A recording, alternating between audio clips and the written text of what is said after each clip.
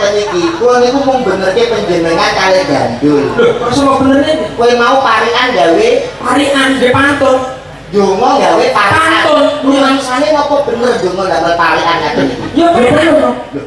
Napa enten alim ulama, para kiai, para ustaz ngomong kowe nek donga gawe pantun, enten sing ndika ngaten niku? Ya ora enek pejabat-pejabatnya cok nganggo pantun sing gari-gari supaya ki tambah mengenang ning masyarakat. Itu hanya untuk bertanda tapi bukan untuk buat berdoa. Nek sampean donga gawe pantun, malaikatnya kete bingung.